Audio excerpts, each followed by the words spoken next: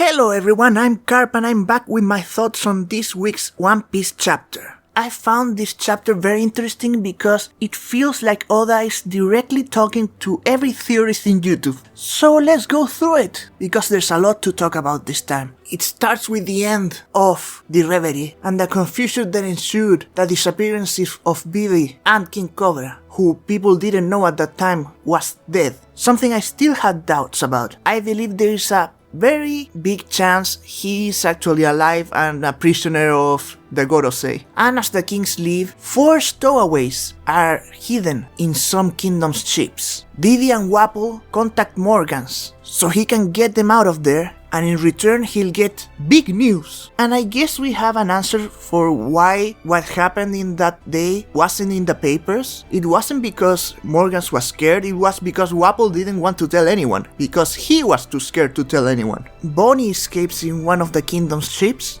and Sabo is escaping hidden in Lulusia Kingdom's ship. Meanwhile, CP0 look for Vivi and Sabo. How did the rest of the revolutionaries escape with all the slaves? We didn't find out this week, and I'm very intrigued. Sometime after that, Imu decides to put Vegapunk's invention to the test. So now we know the weapon that destroyed Lulusia isn't Pluton or one of the ancient weapons. But later on, Dragon doubts this because he knows that Vegapunk will never make a weapon that destructive for the government. And I don't know what Dragon means by that. I mean, Vegapunk already did the Pacifistas and the Seraphim that are human weapons, so he does make weapons for the government. And Imu apparently chooses Lulusia not because Sabo is in there or because they are rebelling. He chooses Lulusia because it's close to Marijoa. Everything else is a coincidence. And now we finally get the names of the 5 Elder Stars, the Gorosei, that I guess we will now have to call the 5 Elder Planets. I'm recording this before the official translations are out, so I don't know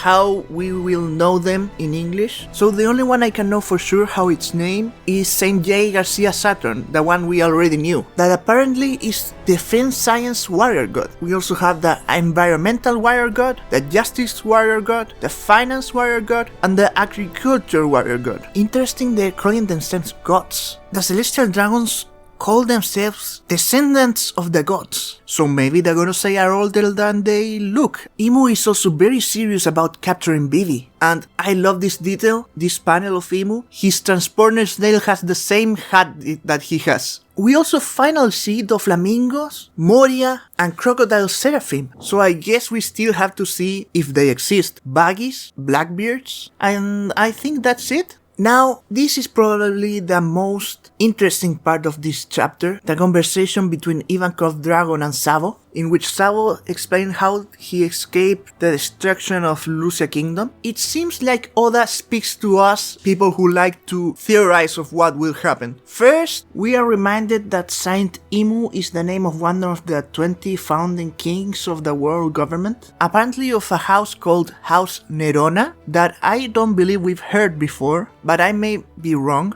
Then Ivankov says something that we have all theorized about, that this Imu is the same that founded the world government, and that he was granted eternal youth by someone using the up fruit. Ivankov says so explicitly this that I no longer think that is the case. It would be too obvious, and that makes it even more mysterious. He also talks about how what destroyed Lulusia is probably an ancient weapon. That is a theory that's been going around for a long time, since Lulusia was destroyed, and the fact that Ivankov says this again, that explicitly, makes me think that is not the case and that is one of Vegapunk's inventions. Then we meet the former king of God Valley, Saint Fijerland Garling. Now, the fact that he's the former king of God Valley is very interesting, because he's a saint, he's a celestial dragon. So a celestial dragon was the king of God Valley. He currently serves as the supreme commander of God's Knights.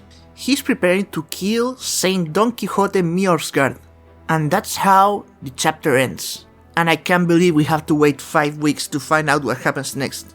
And knowing Oda, we may not find out what happens to Mjorsgard in the next few chapters. The fact that he chose this exact moment to have his operation for astigmatism makes me think in the next chapter we'll finally go back to Luffy and the Straw Hats. It took me some time to remember where I have heard Figureland until I realized it was in film Red, and it was mentioned by the 5 Elder Stars or 5 Elder Planets or however we will call them from now on. It was when they learned that Yuta was Shanks' daughter, they thought she may be a Figureland. Now the obvious conclusion is that Shanks is a Figureland.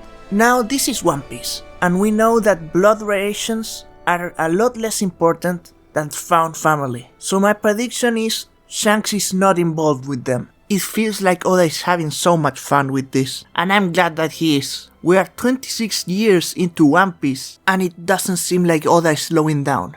This is it for me and my thoughts on chapter 1086. What did you guys think about this chapter? I'll see you all on my next One Piece video.